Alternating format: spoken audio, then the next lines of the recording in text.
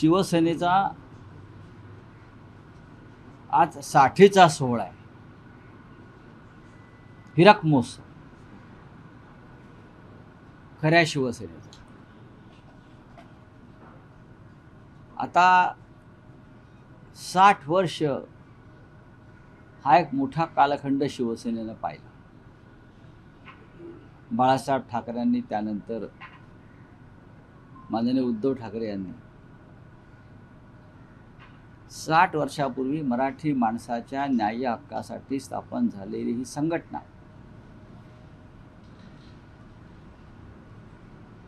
या संघटनेला ही संघटना 6 महिनेही टिकणार नाही, शिवसेना असं तेव्हा बोललं जात होतं चेष्टेने.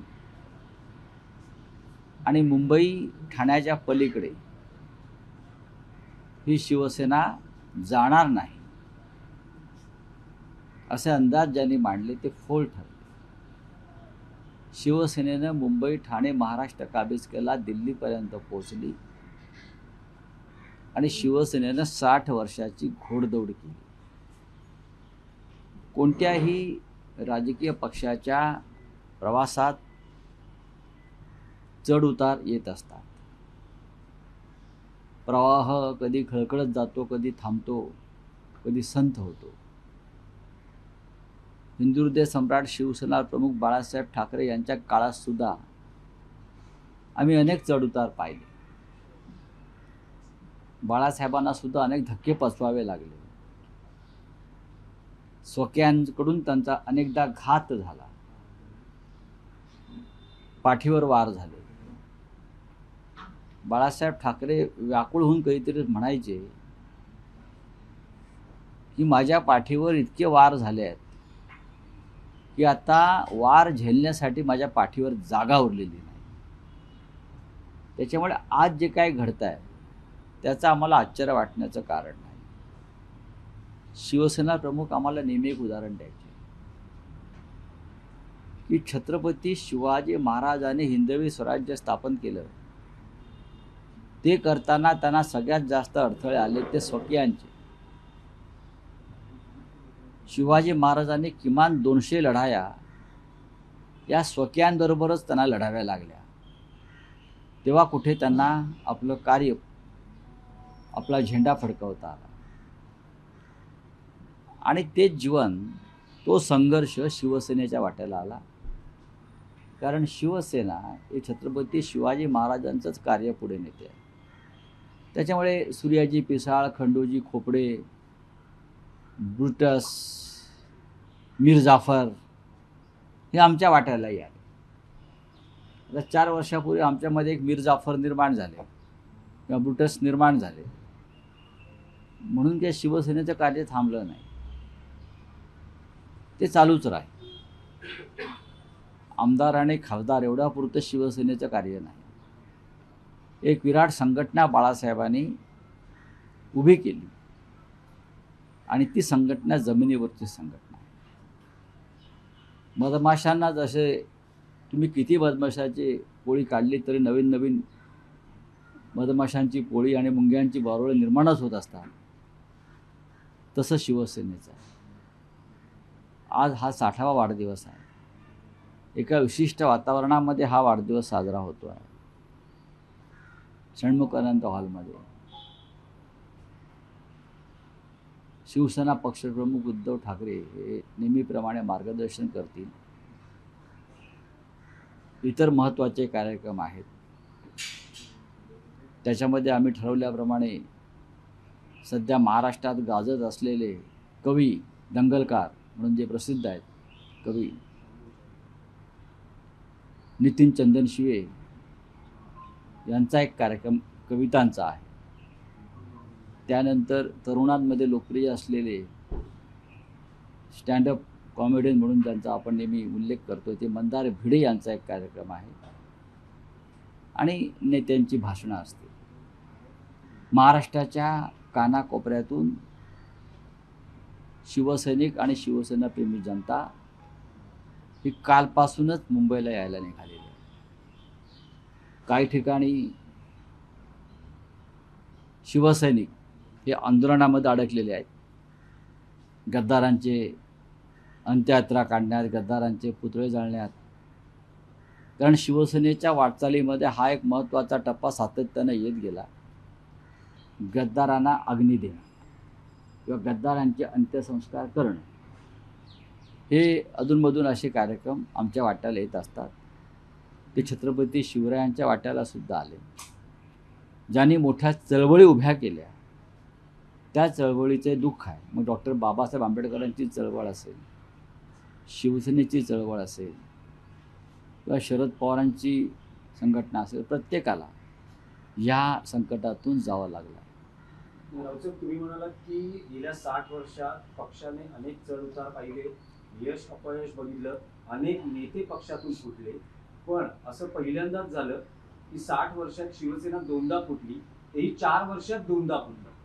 2022 आणि आता 2024. मी त्याला फुटली असं म्हणत नाही. माणूस फुटतो कधी की एक वैचारिक वारसा घेऊन फुटतो, एखाद्या विचारासाठी फुटतो किंवा बाहेर पडतो.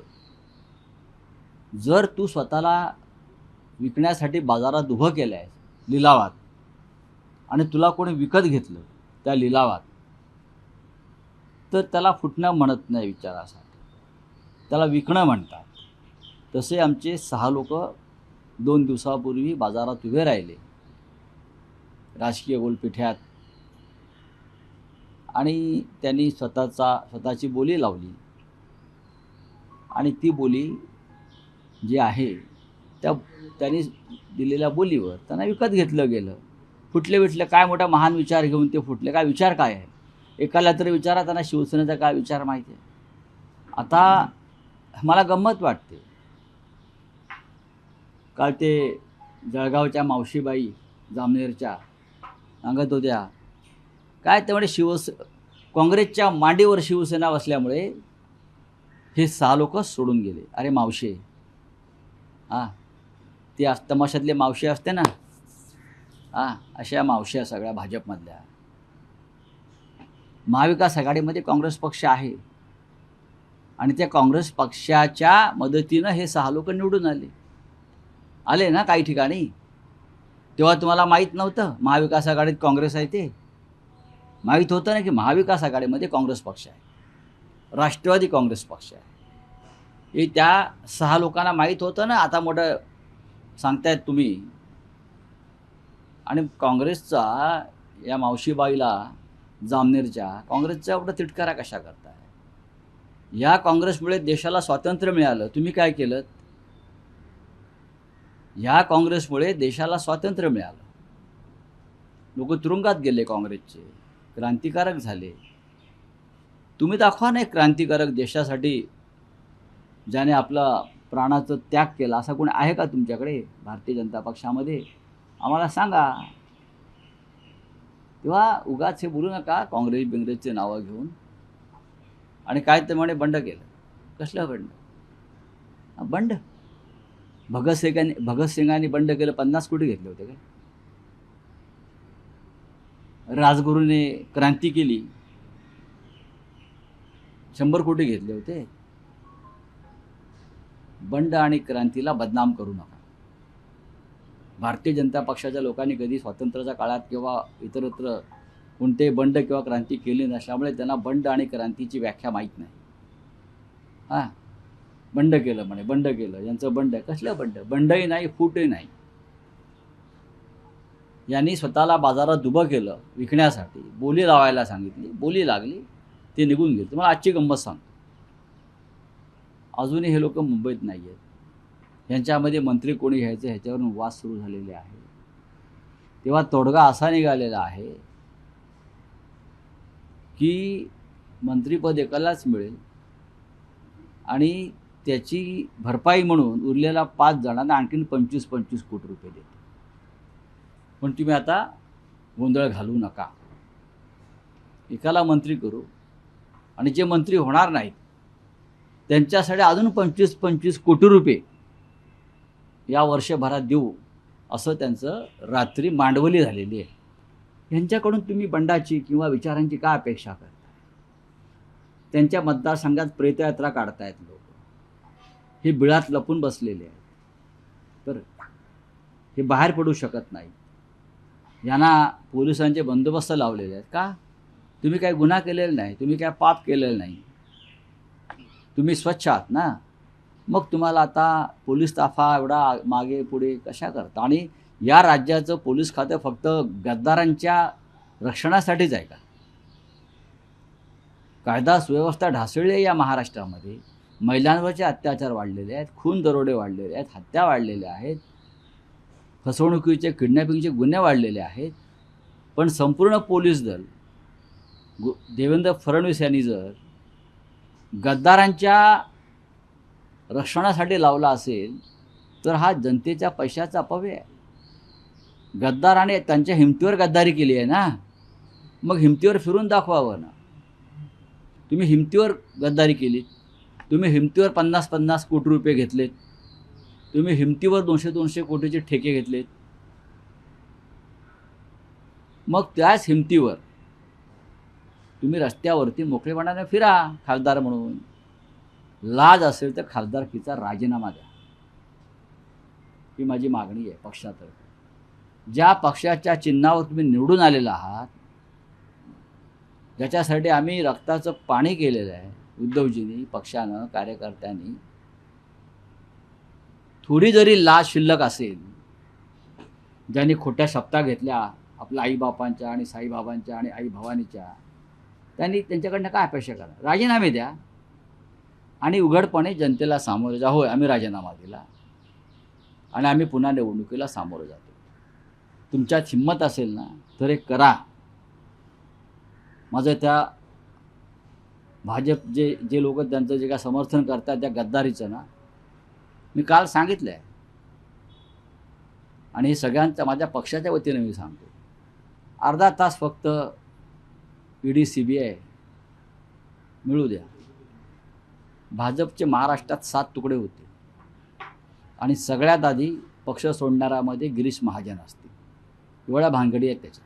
जे 6 खासदार गेले त्यांच्यामधून ओमराजे निंबाळकरांकडून अशी माहिती मिळते की मी कुठल्याही पत्रावर सही केली नाही, माझ्या वडिलांच्या बाबतीतला जो निकाल आहे तो लागल्यानंतर मी पुढचं नाही काय बघा, असं काही नाही, असं काही नसतं. ते जेव्हा पक्षाचा आदेश येतो, जेव्हा पक्षादेश असतो, ज्या पक्षानं तुम्हाला आमदार केलं, एकदा 2-1 वेळा खासदार केलं, तेव्हा पक्षाचा आदेश आणि पक्ष संकटात असतो, तेव्हा तुम्हाला किमान 4 तास काढावे लागतात.